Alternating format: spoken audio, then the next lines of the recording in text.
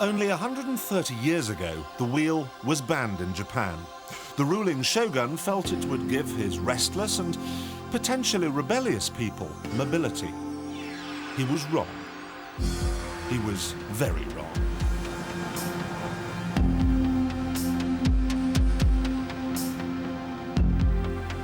This is Japan's capital city today, Tokyo, a symphony in concrete and neon. Blade Runner meets Bedlam. The 18 million people who live here have wheels. They have lots and lots of wheels. But do they have mobility?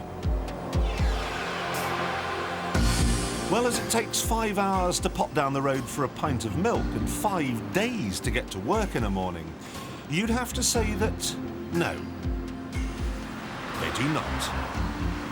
There are 5 million cars in Tokyo, and every day, 2 million of them, that's more than are sold in Britain every year, come into and go out of the city centre. Japan is in love with the car, and as a result, it spends a fortune on it.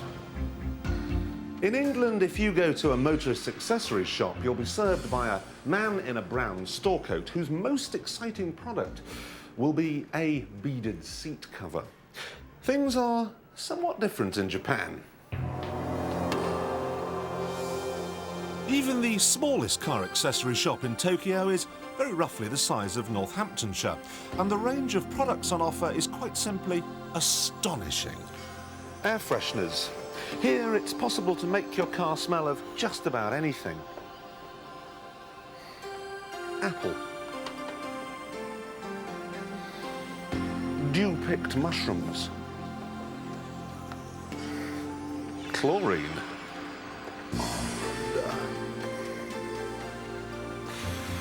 Linford Christie's feet.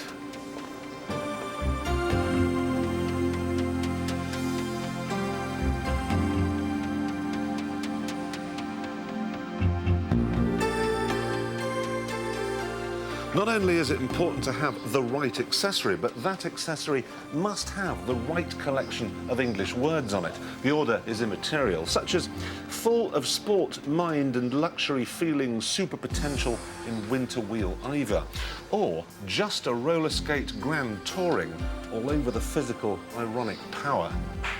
Crucial stuff. Plough through the 600 different types of fog lamp. Oh, no. Reject the gold-plated windscreen wipers on the basis that the gold is very probably plastic. Notice that there are no beaded seat covers, even physically ironic ones, and you arrive in the burglar alarm section. Translated, that means stop touching, don't be naughty. Caught short in the awful traffic out there? An inflatable lavatory. You would probably call this a collection of vulgar steering wheels, but in Japan, they're street weapons. And then there are the gold keys, well, gold-plated, and easy on the gold. In fact, now I come to think of it, hold the gold altogether. The car accessory business in Japan is worth £10 billion a year. But that's hardly surprising when you remember that land prices in Tokyo are currently running at a staggering £200,000 for 3.3 square metres. No one has a big house. The only chance you get to show off is out on the road.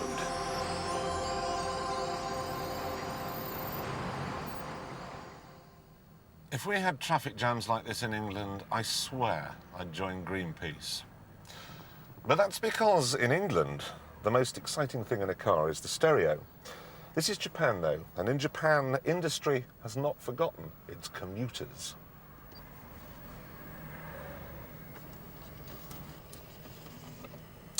This is an in-car entertainment console. Let's watch some TV. Oh no, the only sport more boring than cricket. Get rid of that. Ooh, get it off, get it off. Let's play some cards.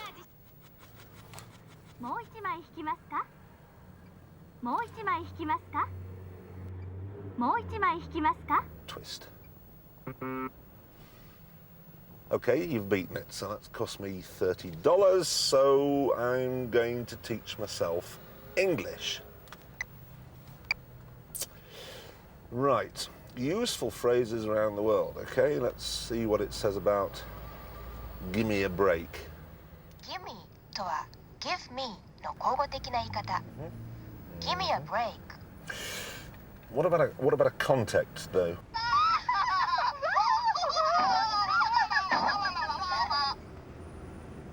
Give me a break. You know, this is all very well. It keeps drivers amused, but what Tokyo really needs is something to get them moving. This is Tokyo's traffic control centre, where people sit and look at that huge board. And despair. Many already know the expression, gimme a break.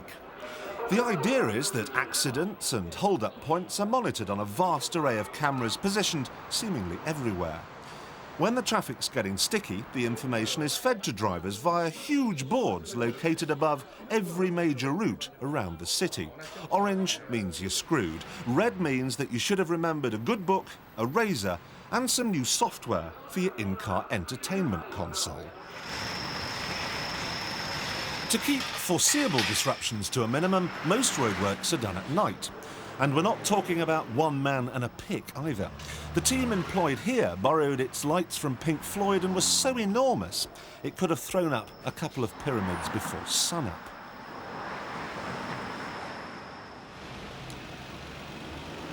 Parking too is something else. We have Alton Towers, Paris has Euro Disney, Japan has its multi-storey car parks. Turntables get you pointing in the right direction, then you drive into what can only be described as a big vending machine, remembering to get out of your car before it's whisked away. The chap in the Porsche had been there for a week. They've got on-street parking pretty sussed out too. The meters have infrared sensors, so if you come back and feed them every hour, they know you haven't moved your car. If you park illegally, you get clamped, which in Tokyo means you get one of these on your door mirror. And the shame of driving around with a yellow tag fluttering in the slipstream means most drivers will pay the fine and have it removed before driving off. Something tells me it's a system that wouldn't work terribly well in Britain.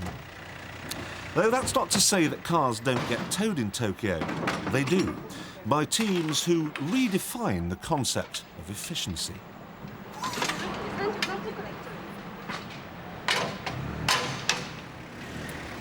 30 seconds, and it's gone.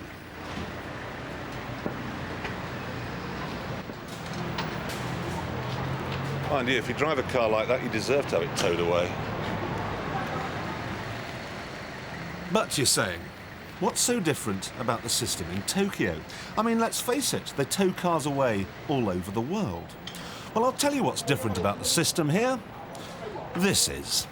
So, the guy comes back, there's his number plate, that says Shinjuku Police Department, and that is where it's been towed to. Now, he's got to go off and spend the best part of half a day getting it back. It's going to cost him £180. But it was a works van, all right? Now, that means the owner of the company that sent him here is looking at a £1,000 fine. If the chalk gets washed away, one has to presume he's also looking at the world's hardest ever game of hide and seek. Now, Japan is an orderly society. They have far more patience than, say, the Italians, but Tokyo is a pressure cooker. You couldn't possibly live here and not let off steam once in a while.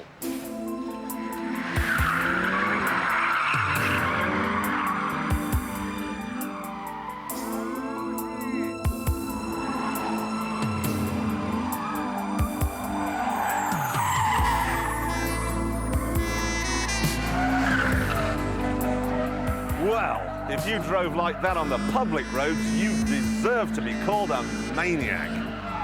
But they do drive like that on the public roads. Every Saturday night, the intestinal road up Mount Shuba comes alive to the sound of tortured rubber.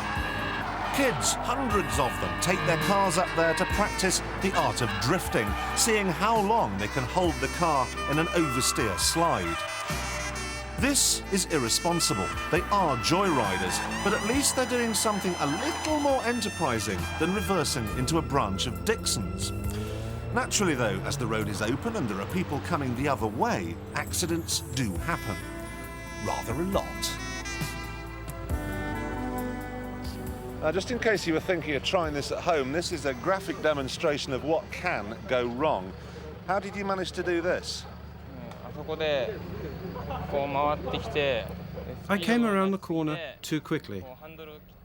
It was excessive speed, and I skidded and ended up on the bank. Well, it's a rotten bit of luck. And it was a 21st birthday present from his mother. Drifting has now become so popular that the sport has legitimised itself with organised events at racetracks. Speed is unimportant, but style is everything, and you're judged in much the same way as Torvill and Dean by the man who started it all, the Drifto Kingu. When I was racing, everybody knew that I would win. So to stop people being bored and fed up with the same old thing, I started drifting the car through the corners, much more than the other drivers, to keep people interested, and it improved the popularity of the sport.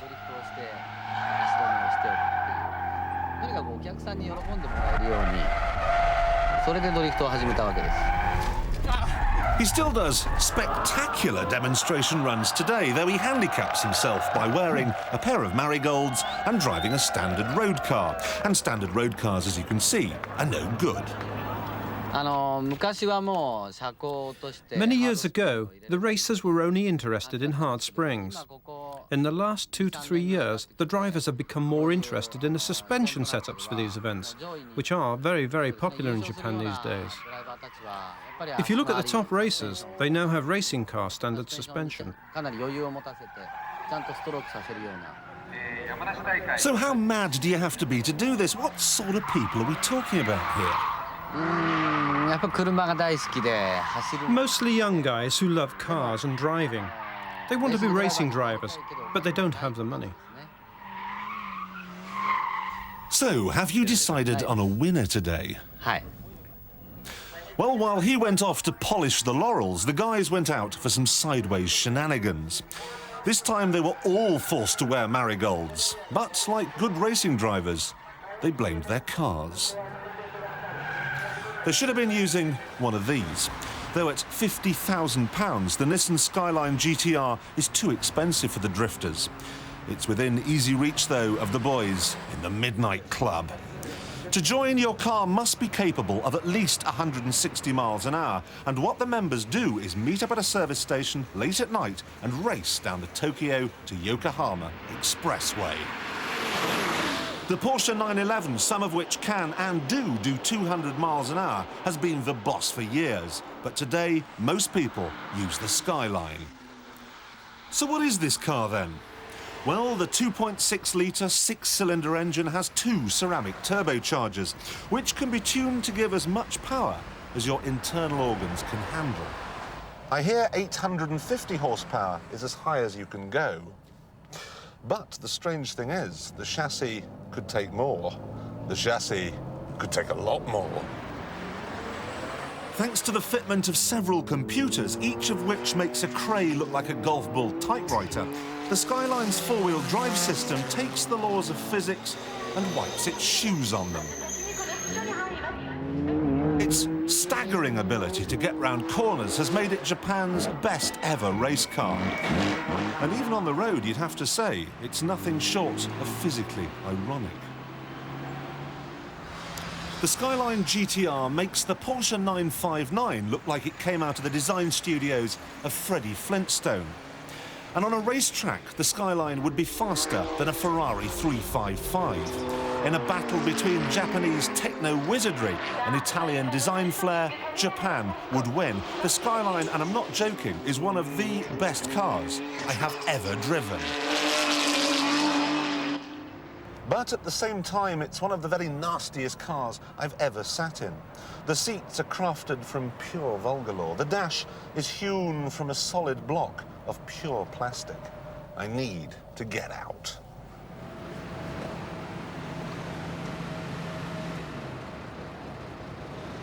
The trouble is, things don't get any better.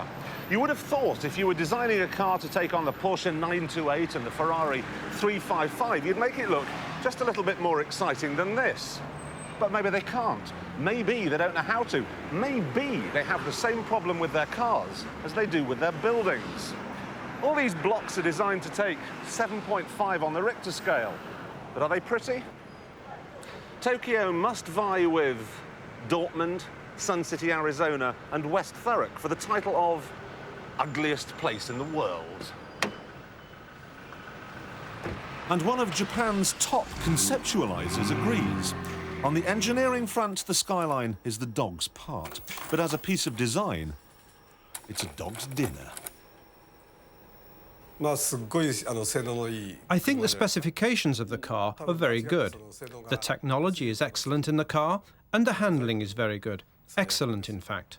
But the design is very bad. I think there's a major problem with the design and styling of the car. It should be an interface of people's hearts and emotions in what they build, but that is not happening with Japanese cars. The manufacturers put their priority on effectiveness. That's why they have forgotten their humanness in car design. The Mitsubishi Debonair is a case in point. Its dull and tedious body is in no way compensated for by its satellite navigation screen, which, when you engage reverse, becomes a TV that shows what's behind. Parking then becomes easy, but why would you have wanted to get into the car in the first place? And then there's the Mitsubishi Super Exceed. This is the ugliest car I've ever seen, and I just don't care about its electric roof ports. I do care, though, why your man drives a Metro. In Japan, the Honda Civic 1300 is in the same class as the Rover Metro. Here it's called the Rover 114. Although it is small, the Rover is unique in its originality, its creativity. It is very imaginative and very comfortable. It is like furniture with an engine. The Mazda MX-5, seen here in prototype hardtop form, shows that Japan can make a pretty little car, if it copies what Europe was doing 30 years ago. Part of the problem may well be that Western car companies, as a general rule, were started by one man who wanted to make cars. Henry Ford, Colin Chapman, Enzo Ferrari. Now, Japanese car companies, with the exception of Honda, were started by corporations who wanted to make money. And to get round that problem, Mazda has opened this astonishing facility called the M2 building. And here, stylists can work away from the big business environment. Here, they can let their imagination go into free fall.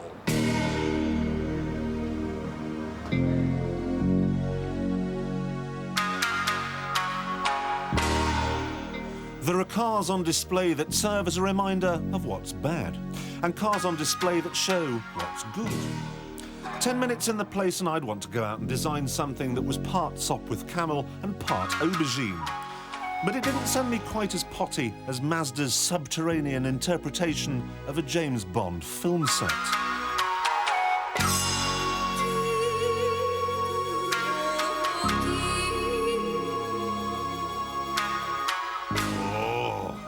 In this 23rd century capsule, engineers attempt to tune a car for the road. They probably came up with that rear-mounted camera in a machine like this, forgetting that it's not very important. The car is. After just 3 minutes and the most advanced driving simulator of them all, I was bored. Which probably explains why I get so bored after 3 minutes in most Japanese cars. Well, I'm sure this is all very clever, but I don't think it's really a substitute for taking a car actually out on the road.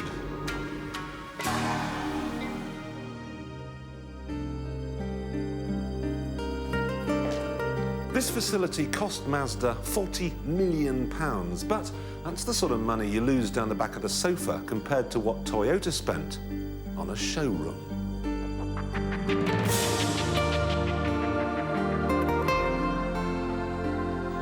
Can you begin to imagine the shock you'd get if you walked into your local Ford dealership and it looked like this?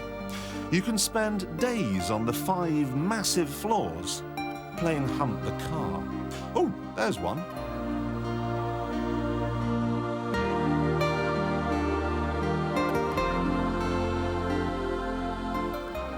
There's a cinema here where machines pump different scents into the auditorium, so you smell what the actors smell. Good job it wasn't a James Herriot movie.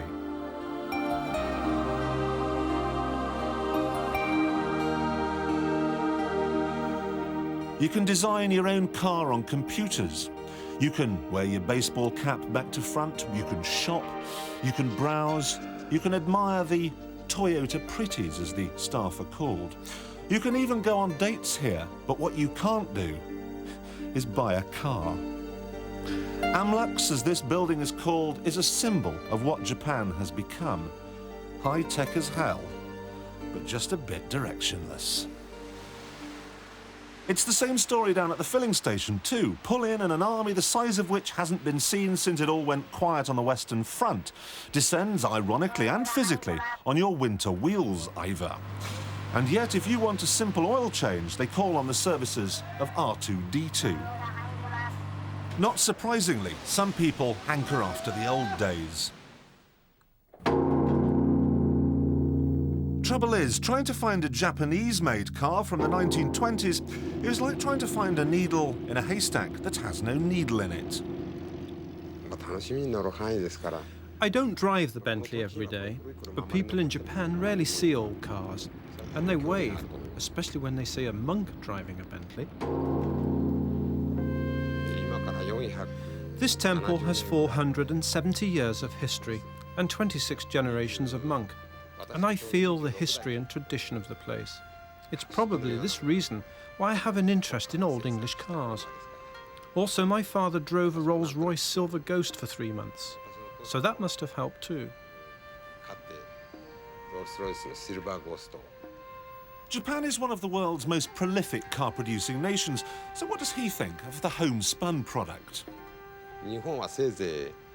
Europe has a long history of over 100 years of car making, but Japan only started in the 1930s. There's a great difference between Japanese and European cars.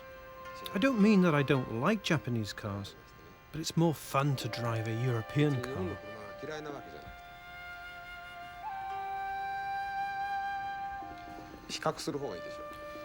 If I can compare cars, for instance, German cars drive very fast and perform well, but I much prefer the Bentley's mood. I feel that the car is alive, a living creature, almost human.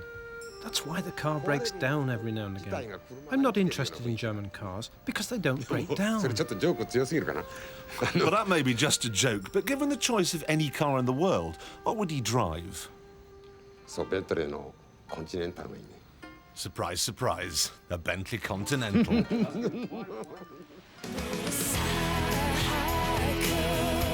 And this love for all things foreign applies to bikes too, only more so.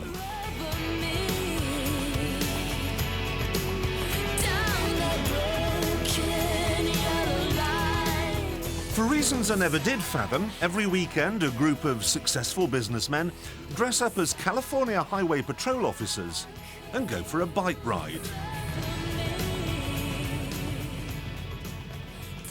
They look right in every detail too, except of course the California Highway Patrol these days uses Japanese bikes.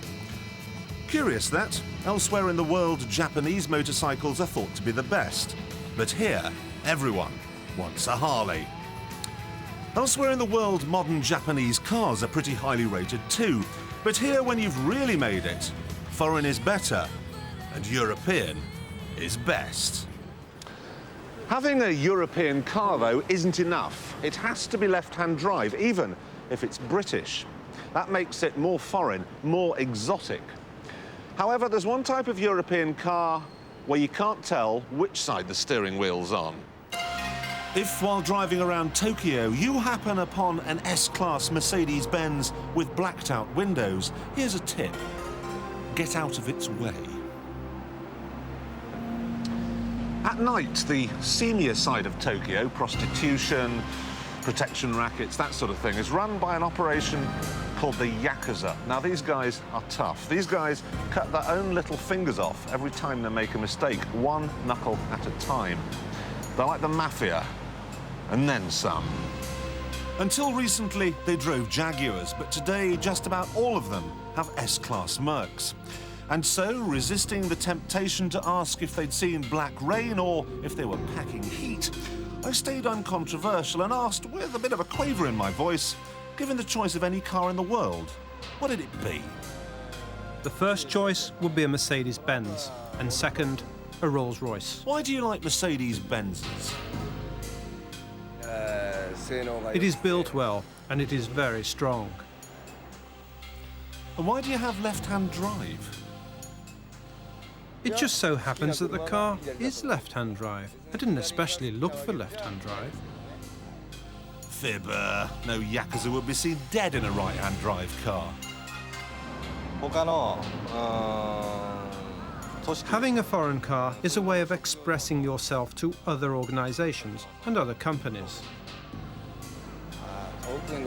Successful businessmen, company directors and people like the Yakuza will have big foreign cars because they have more space.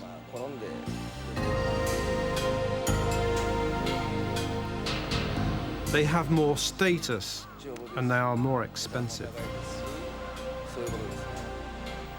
So, if I were to offer him a lift home tonight in my Nissan Micra with a bit of rust on the tailgate and some empty fag packets in the footwell, what would he say?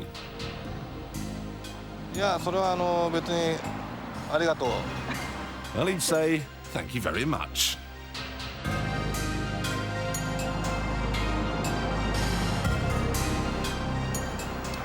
So, there is organised crime, but car theft is virtually unheard of.